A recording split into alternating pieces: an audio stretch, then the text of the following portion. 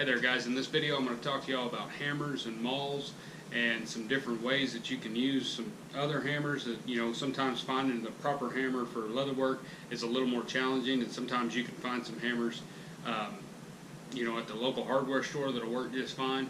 And so I'm going to show you kind of what I use and for what purpose. I've got a small love affair with hammers. I've got quite a few. This is by no means all the hammers and mauls that I have, but it is the ones that I use daily. I just kind of like collecting them. I've got different types for different industries. I just really like hammers. They're just really handy. There's a lot of times you can find these hammers at a hardware store. You can, most of the time, the true hammer for a Leathercraft, you're going to have to try to find somebody that's got them online or some old tool companies. But I will tell you that I have found a lot of these hammers at antique stores, estate sales, stuff like that. Some of these hammers I may only use once every quarter or once every 6 months. But when I need it, it's there, it's hanging on my bench, I can put it to work, and it does the job specifically like it's designed for and why it's designed that way. So anyway, I hope y'all enjoy this video. Let's get started. Alright guys, the first thing I want to mention is the difference between a maul and a hammer. The mauls are primarily for tooling. Most of the mauls that you see are going to be used at the tooling bench. There's a lot of great makers out there creating some really nice different types of mauls for different applications. I really enjoy Barry King's mauls. It's mostly the only ones I've ever used, but they are really good. I've had this one here for probably 12-15 years now, and it has worked really well. It's held up. It's got some type of synthetic poly head on it, and it's pretty beat up, but it still tools great. It doesn't have the any kind of the real bad impressions that cause you to bounce off your tool and whatnot. So this maul here is one that I use virtually every day. Every day that I'm tooling, this is my go-to. It's a 16-ounce Barry King tapered head. So this one does have the tapered head. Basically all that means whenever you're deciding on whether to get the straight or the tapered maul is more so if you tool with your elbow on the bench and tool this way, where you're resting your elbow on your work surface, then the tapered sometimes is a little bit better because you can rest your elbow, and as you can see there, now the maul is flat. So as you're striking your tool, it's a flat area, versus if we're using a straight maul with a straight head on it. When I do this, now the maul is at an angle. And so that's really the only difference. I've tooled with this one with some heavier, when I'm trying to get some heavier impressions or using some big thumbprints, I will tool with this one, and I do rest my elbow on my work surface when I'm tooling. I don't hold it up usually. So I've got my elbow down, and I have used this one, and it just takes a little bit difference in your wrist the way you hold it. But my suggestion, if you do like to rest your elbow on your work surface, I would go with the tapered. It's just a lot more comfortable and seems to click along a little bit easier.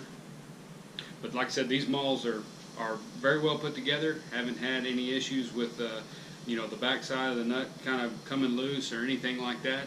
I have seen one or two over the years, different guys that worked for me, where either this piece here was a little bit loose, or maybe the handle shrunk over time somehow, and now there's a little bit of play in there. But the maul seemed to work just as good without any issues. So I wouldn't be too scared of that. But if they're not really bad priced. I want to say they're $75, somewhere around there. Well worth the money. You'll only need one of each size if you want a bunch of different sizes. So it's not like you need to buy one of these every year. You buy one, you've got it. Like I said, I've had this one 10 or 15 years without any issues. And you'll see I have two of them. I have a bigger one. This is a 24-ounce, I believe. This one is basically when I'm doing set stamps. If I'm doing basket stamp or crazy stamp or waffle or something like that, I'm trying to get one good lick on the tool to make a complete impression, nice and deep and crisp. I don't want to have to double tap that tool. It slows you down, and it also has a chance of wobbling and showing up in the actual stamp. So with this tool here, I just don't have to swing it as hard. When I try to use this one with a bigger basket stamp, if I'm doing a belt with a real small one, it doesn't matter. But if I'm doing a saddle with a bigger basket stamp, I tend to bounce off that tool because I'm trying to hit it so hard to get a nice good stamp. And so I try to stay away from this one if I'm doing set stamps. So any kind of geometric work, any kind of deep, if you're trying to do some deep thumbprints on some flowers and get some real deep color in your tooling, you may want to try this. And I will use this one sometimes for my thumbprints, because it does tend to, you don't have to swing it as hard, is all the difference is. So these are the two that I use every day when I'm tooling. They pretty much live on my tooling bench, and they get picked up virtually every day for at least a couple hours. The next one, this is the actual first maul that I ever got. My mom and dad bought this for me for Christmas when I was in college. I don't think I requested one this big, but Dad's philosophy was, if it doesn't work, get a bigger hammer. Well, he got me a bigger hammer. And so at first I thought, I'm never going to be able to tool with this. That was my intention when I had told them about them, was I thought, well, I'll tool with a maul, because I'd seen so many guys tooling with a maul. And I thought this will be great. Well, I didn't know this thing came in at, I don't know how many, I don't know if this is a full pound, I don't know what this is, but it's very heavy. He got it at Tandy. It's an okay maul. It's not the best manufactured maul in the world, but it's nice and heavy. It's stout. I've had this maul for quite a long time, basically my whole Leathercraft career, and I have not had any issues with it. The main purpose of this maul is for using it for punching out rosettes. I've got a big rosette cutter that's got a handle, not used on a clicker, so you have to drive that through. That's what I use this one for. This dude is so heavy that you pretty much just have to give it one good lick, and it's got enough weight in the head there where it'll drive that rosette cutter down through after a couple hits with this. And I'll also use it sometimes for driving a drive punch to punch holes if I'm punching holes through something very thick. You don't have a lot of control with this. That's the only drawback to it. So mainly I use it in punching, rosette cutting, maybe some drive punches for holes, stuff like that. That's virtually all it's for. So when you get to the chopping block and you're trying to cut the tips off your belts off with your end punch, that's what this is good for. If you're trying to punch bag punches and belts, this is handy for that. I think everybody should get one this heavy, because there are times when you need something this heavy, and so I would recommend it. But just know that it's going to cost a pretty good amount. You know, I can't remember what this maul costs, but you're going to spend a little money on it, and you're not going to use it very often. But when you need it, you're going to be glad you have it in the shop. So when you can, it's not mandatory, but work on getting you one big heavy maul just for those times when you need some muscle behind it. So those are the only three mauls that I use in the shop. Like I said, these two for my tooling, and this one here for doing any big heavy work. When it comes to tooling, a lot of folks start out with some type of mallet, and this mallet here was the very first rawhide mallet that I got when I started tooling leather back as a kid. And the first one I had was a poly mallet, so it was just a plastic head. That mallet worked great for what I was doing. Had virtually no weight in the end of it, so it was very light. So the only force that mallet had was what you gave it when you swung. So as far as getting that finesse or getting really where you had some speed to the tooling, as I progressed, I outgrew that maul pretty fast. So if you're using a poly maul right now and you're just starting out, don't worry about it. You'll get to a point where you'll start noticing why most folks don't tool with one, just because it doesn't have any weight. I know these are poly here, but they've got some weight in them, and it's a lot different when you're using a maul with some weight in it than those little mallets that you kind of start out with. Nothing wrong with them, but like I said, you'll outgrow them pretty quick. This one here I think is a 16 ounce or a 10 ounce. It's got some weight in there. The rawhide mallets, they're really nice because they start to take a little bit of shape and get a little bit more grip through that rawhide here. When you're tooling with your stamps, it'll automatically kind of shape to your style and your hand gesture as far as how you're holding it. This maul here, I don't know if you can see, but it's got a bevel on the inside going this direction, and on this side it's going the opposite. But that's from the way I tooled with it for so long. It just kind of wore off the rawhide and created a crater in there basically. And so I virtually quit using this to tool with. I have had guys in the shop, when I'm showing them stuff, I'll let them stamp with this versus the mallet that they bring, just because this mallet does have some weight, and it still tools really good. I've just gotten really used to tooling with a maul. And you know, with a mallet, you've got to really be sure you've got it facing the right direction, obviously, because you've got one striking surface, one here and one here, but you got one when you're holding it. And versus a maul, you pick it up and you can tool with it no matter where you've got it in your hand. You've got tooling surface all the way around. So it makes the mauls a lot more versatile.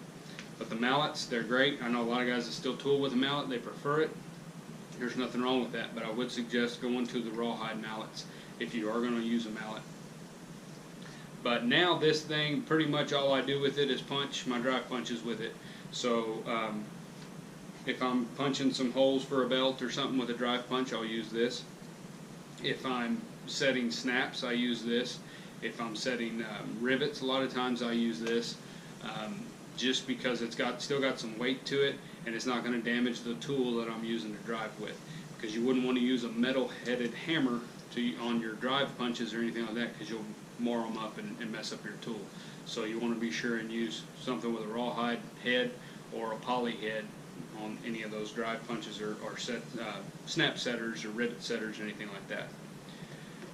So that's the mallet. I do have another one too, but I can't find it. But I have one of these in a bigger size. So when I was tooling, I had the same thing I have in mauls, I had in my mallets. So I had this lighter one, and then I had a bigger one. And the bigger one, I used those two in conjunction the same way I use these two. This one for more fine tooling, everyday tooling. The bigger one for more set stamps and deep impressions on thumbprints and setting maker stamps, that kind of thing. And so, if you're going to tool a mallet, I'd suggest go ahead and buy two. If you buy either one, a maul or a mallet, buy two sizes, one smaller one and one bigger one. Now we get into just plain old hammers. These hammers have so many uses when you're building, especially if you're building saddles, but even if you're just building, you know, if you're doing strap good work, or if you're building cases or purses or flip-flops, it doesn't matter. You need a good hammer. You need a hammer to be able to set the leather. When you glue leather together, you need to be able to pound it down and not mar the leather, but pound it down so that you get a good adhesion to with your glue. And so these are the hammers that I use pretty much every day. Alright, so now we're on to this hammer. This is my favorite hammer in the shop. This is kind of my pride and joy. It is absolutely nothing but an old body hammer. When I was working for the man that taught me how to build saddles, I was a repairman. I worked in his repair room and just starting out, and this hammer, I found it back there. It was hanging on the bench. I started using it, and it kind of just stuck with me. It was always the hammer that I used. And when I bought the business from him and he moved off, he said, keep that one and consider it a gift. So really, like I said, it isn't much. You can find this hammer at any hardware store. You can find them probably at Walmart. The original hammer, the way this one looked, it has the round end, had the square end. So I'm sure you've seen them, but body guys use them for working out dents and shaping thin sheet metal and stuff. That's all it was, but he just cut the square end off, rounded that up. So it works perfect for driving nails when you're working on a saddle and you get to a spot like down at the bottom of the cantle, driving the nail down in there, and then this head, all of a sudden when the nail gets tight or close to tight, the head's too big, you can't really get to it. You can spin the hammer around and drive it the rest of the way in. And I use it for when I glue my belts together. I'll go along the belt and hit it with this. I've never had this hammer scratch any leather or anything. I don't know what kind of steel it is, but even though it's got some marks and pits in it from driving nails and whatnot, it's still very smooth. I can smooth leather out, within reason and not scratch stuff. So it's kind of just my go-to everyday using hammer. If I had to hang one off my belt, then until I was insured not to ever lose it, this would be the one that I would do. It's just really, really handy. And so now this would be a ball peen hammer. This hammer here, just a real simple ball peen hammer you can buy at any hardware store, but they're really neat. The hard thing that I found is that, and I bought these at a little bitty mom and pop local owned hardware store, not like a Lowe's or anything like that. And they may have them, I don't know, but our Lowe's didn't. The ones that they had were real big. They were the bigger style ball peen hammers, and I just don't get along with really big hammers around leatherwork because they're too bulky. I want something smaller, and I found a mess of these at a little bitty local hardware store, and I bought 3 or 4 of them for the shop, and so I've got a few of these floating around. They're just really handy. A lot of times I'll cut a little bit off the handle because they seem a little bit long, This one here is the exact same length as my favorite hammer, so I've pretty much left it alone. I'm sure you've seen these around. Like I said, the only thing I would suggest is finding one that's got the smaller head on it, so it's not quite as big. The next hammer that I use a lot in the shop is a French hammer, and I'm assuming that's the proper name for this. It's what I've always called as a French shoe hammer. This one here, I don't know. It's got France stamped on the back part, but other than that, I don't know who made it. So it doesn't have a tool name on it. There's a lot of these out there. Horseshoe brand makes some of these, I think. There's some really good ones out there. Getting one of these is really nice for saddle work. The hammer was originally designed for shoe work. So you would sit with the shoe in between your knees, the last, and you're trying to pull your vamps around. They would pull that around with their lasting pliers, and they could hammer and smooth. The face of this is really smooth. They could work that leather as they're pulling that around the last. Then they could set a tack. They usually have a mess up in their mouth. They'd set a tack or a peg or whatever, and then they could hammer that in right there. If you're sitting, if you can imagine sitting on a really short stool with your knees basically level, put a shoe in there, and you're holding the hammer like this, and holding the pair of lasting pliers, and you put a tack in, if you hit like this, that face is flat. Versus if you like this, you've got to lift your arm up to get that in there. So it was just more of an ergonomic thing as far as the way that's designed. In saddle work and majority of leather work, this doesn't really help you any, so there are times when it's kind of aggravating because you can't get, you're working on a bench, you can't get the whole face of the hammer down because the handle hits, so you can't get the face down on your work, so you've got to come off the side of your bench so you can do that. But in general, this face on this I use a lot for forming. If I'm forming around something like I was talking about here, I'll use this because this face is mirror finished. It's a really good steel. It's really smooth. I do not hit anything with this hammer but leather. I don't hit nails or anything like that with this face. I try to take care of it. Now, this other end is really handy, not on mine, but on, if you have one of these and you keep it clean, this end here is very handy for creasing leather, or if you're trying to smooth in a corner, like say on some flank pockets, you can run this duckbill shaped heel of this hammer in that crevice and really get a nice good crease. The reason mine looks like this is because I don't do a lot of that stuff, and if I do, I'm usually using this end, or I'm using a slicking stick or a bone to get that crease in there like I want it. So I don't ever hardly use this end. But what this hammer's purpose for now is for, in my shop, is it holds my seat up when I'm gluing the front of my seat down. So if you are following me on Instagram, you may have seen a couple pictures I've posted over the time where I'll have the cantle binder sewn on my saddle. So all that's glued in, but I don't glue the front end of the seat down until I've got the skirts on, the rigging sewn, everything's ready to go, and I'm basically tying out. That's when I glue the front end of my seat down. So when I do that, you've got your seat pulled up, and I'm putting glue on the ground seat and on the seat. Well, I need that glue to set before I come in with my second coat, and then before then I gotta let that set before I actually stick it together and pull the seat back in. So what I do is when I lift the seat up, I take this hammer and it shoves in there. And over time, I've gotten some residue glue on this, and I don't peel that off because if you've ever tried to stick something to hold it up like that on wet glue, it slides around. Well, with that couple splotches of dried nasty glue on there, when I shove that into my seat, this holds my seat completely up, and these 2 points kind of stick on the ground seat because they've already got glue on them, so it's just kind of grip. So it's a waste of a good hammer, but that's what I use it for, and I can always clean all this off if I ever find another hammer that works as well for doing that. But this hammer works perfect for that one job, and so that's virtually its job in this shop until I find a cheaper, nastier hammer to use for that. But until then, that's what that hammer's for. So, but a French hammer is really handy if you can find one. I think I found this one at an antique store in a bucket. They had a bucket of hammers, and the head was the only thing that was down in the bottom of that bucket. It was just the loose head, just like this, just down in the bucket. I don't even know if they knew it was there. In fact, I know they didn't because it didn't have a price tag on it. And I asked them what they wanted for it, and I can't remember what I gave for it, but they sold it to me and they didn't really know where it came from. So I'm sure they bought it at estate sales, a bucket of hammers. They stuck it in the corner, put some price tags on the hammer handles, and call it good.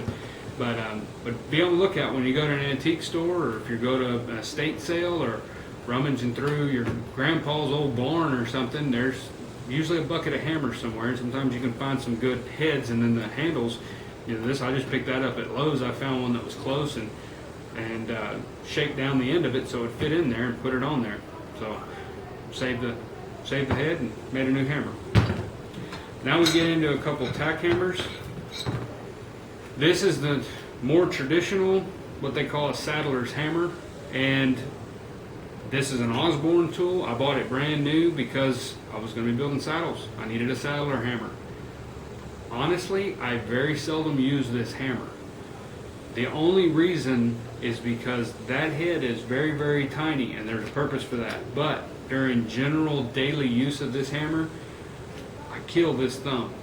When I first got it, I thought I have to use this because this is a Sadler's hammer, and I'm a saddle maker now. And so on my second saddle I had ever built, I was trying to use this hammer all the time, and I would hit my thumb more than any other hammer I've ever used because the head is so small. Now, maybe I'm just not that good with my hammer. Maybe I need more practice. But I put it down and I went back to using this one. So in my mind, I was a repairman trying to build saddles. But this hammer has stuck with me and it works well. But this one, I just couldn't get the hang of it. And every time I would try to use this for shaping, like on a front if I had a spot, this end needs to be ground and reworked because it tended to always cut and mar my leather because it is so sharp. Not sure if that's what its purpose is for, but that's what I tried to use it for, and it didn't work. So, but this hammer does come in handy for me. I do use it on saddles. There are times up in the gullet or in certain spots where you cannot fit either side of this hammer, and it just won't fit. This hammer has a certain amount of angle on the top, and like I said, the smaller head, and it's got some good weight to it. It's lighter in the back end, heavier here, so you don't really have to swing it really hard to drive a nail with it. So I could just, you can get a nail started real good and drive it right in there and not hurt anything around it because the head's so small. But you've got to be really accurate. And so there are times when I use this, and again, it hangs on my bench. It's a Sadler's Hammer. I have one, and so that makes me a saddle maker now because I have one of these, right? And so it is there. I do use it, but very, very seldom. So when I need it, it's there. I can put it to work. When I don't, it just sits there and looks cool on my bench. So if you're starting out building saddles, get one if you want to. I think I spent almost $100 on this thing, but I'll never have to buy it again. Nothing will ever happen to it. It's a really good manufactured hammer. There's nothing wrong with it, but it's not mandatory. Don't think you need to have one to build saddles.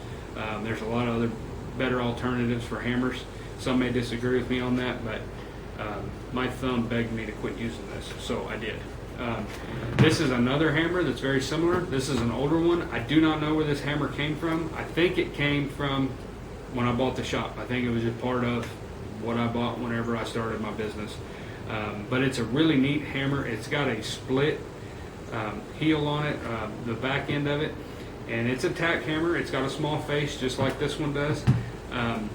But for some reason this one seems better. Like I don't hurt myself as much with one of these. And I don't really know why, because the face is almost just a little bit smaller, and I don't know if it's the way it's weighted or what, but it is a little bit more accurate. But this back end here, I don't really know how to use that, so I don't know what it's for, but I have used this side for driving in a nail if it's even a tighter spot than this. That's usually in the repair room. You get into some weird stuff in the repair room and weird spots, and so we'll use that occasionally. But that's a really neat hammer. It's got a mark on it that says Fairmount. I don't know anything about who that is or what that is, so I'm sure it's the town maybe where it's manufactured. I'm not sure, but it's a good hammer. So like I said, tack hammers, they're good. They're good to have a few of them around, because there are times when you're going to try driving a nail and you're not going to be able to fit either one of these in there to drive it, especially on saddles. And then you're going to have to get an awl or a screwdriver or something down in there that you can tap and work that, and that hardly ever works because you'll get going and the head bends of the nail. It's a disaster. So If you don't have one of these and you're doing it on that spot, a little trick, use a small screw. I hate drywall screws in saddles, but there are times when that's all you can get in there. Either there are some trees that have so much fiberglass on them you can't drive a nail into them, and so sometimes you've got to do it. But anyway, get you a couple of those, you know, one or two of these if you think you need one. Otherwise, you'll run into a point when you know you need one. The next hammer is this one. This hammer, this is a real hammer, and it says France on it too. I have no idea of its purpose. I don't know what it's actually used for. I'm sure it's something with shoes or some type of smaller leather work type stuff. For all I know, it's for watchmakers. I have no idea. But a good friend of mine got me that hammer, and it has sat on my bench since the day he gave it to me, and it's just a good conversation piece. And but the handle is very light. It feels like I can break it. It appears to be pine or something, but it's definitely not something that I would use at all. There was a couple situations where I needed this area just to smooth some leather out or something, but other than that, it's a novelty. It sits on my bench for conversation. That's it. You come by, if you ever come by my shop, I'll show it to you. It's a pretty cool little hammer. It's just a cool little hammer. If you've seen this hammer and you know what these are for, shoot me an email, let me know, because I have honestly been interested as far as, because it's solid, good quality tool steel. This hammer has to have a purpose. So not sure what it's for. If you do know, send me an email, let me know. If you just want to guess, send me an email for that too. That's cool. The last one I have is maybe or maybe not considered a hammer. I consider it a hammer because you pound stuff with it. And so that's just kind of the percussion side of the workshop. And that is a bouncer. This is a bouncer that I made in college, probably over a 6-pack, so it's very ugly, but it works, and it's worked ever since. I've never had anything happen to it. It works fine, but it's just a porcelain door handle. You can find these, again, antique stores. Sometimes be careful, and ladies will try to gouge you to antique stores for porcelain handles, when if you probably went out to your great-grandfather's barn, there's a bucket of them somewhere from when they renovated the house. But porcelain face, door handle, old house. And then the shaft runs in here, and I just stacked leather and tried to do a fancy Barry King type Maul handle. I drilled a hole through it and just have this so I can hang it on my bench, because if not, stuff rolls off. And if these roll off your bench, this porcelain, they can break and they can chip and stuff like that. So you got to be careful with them. But we use these predominantly in saddle seats. When you're forming the dish and you get your seat pulled in and your ears cut, you'll use this in the dish to shape and form and stretch that leather down into that concave area.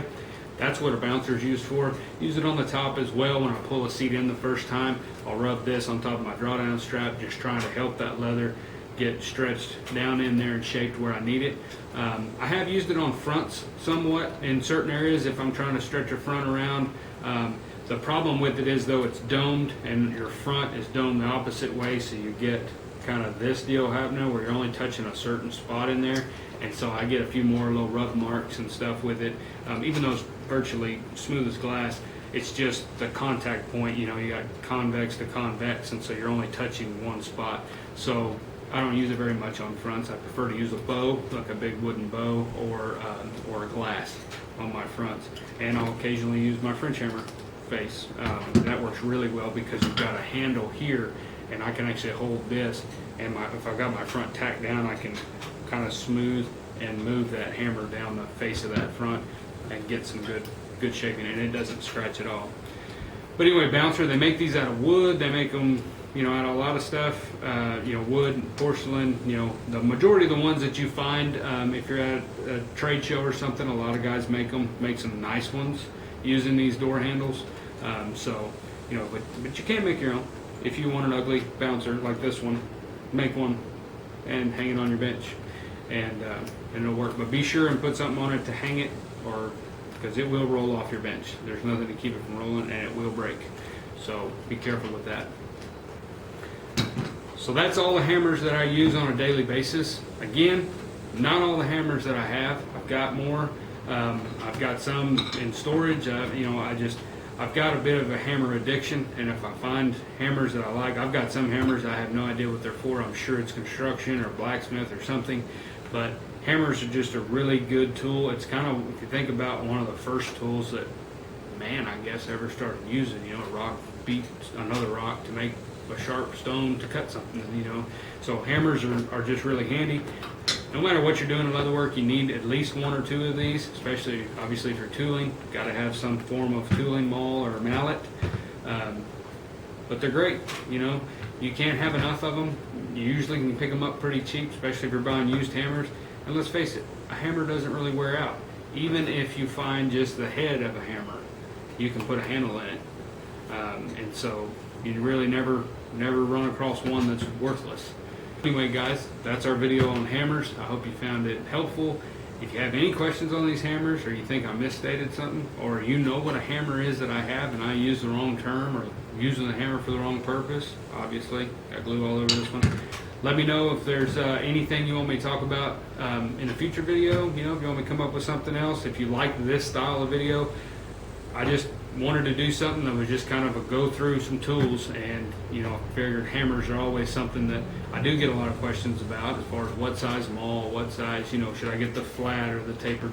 But I hope that was kind of helpful. If you have any more questions, or you want to email me and talk to me about it, or see, you know, what your thoughts are on this or that, let me know. Just send me an email. Also too, if you're interested in signing up for our Leathercraft newsletter, we have started trying to put that together consistently every month. It will start this month. I'm going to try to do it every month. It will have a collection of some of the stuff that we talked about, some of my favorite stuff, I guess, that I think is the most valuable as far as content goes, whether it be the blog or a YouTube video, maybe some small short tutorials that only you in the newsletter will get a hold of, or some excerpts from some books that we've done, or you know, upcoming classes. If we're going to do some more, we had our first one last month. They went really well. We're really excited about that. Thank y'all if y'all came to that. So there's just going to be, hopefully we'll evolve that and grow that into more and more and more and more stuff. So yeah, go to our website, go to the bottom of our homepage. There's a form there that you can fill out. Just give us your name and email address, and we'll put you on the list, and we'll send that newsletter out to you. And we appreciate y'all. If y'all have any questions, let me know. Hit subscribe. Thank you very much.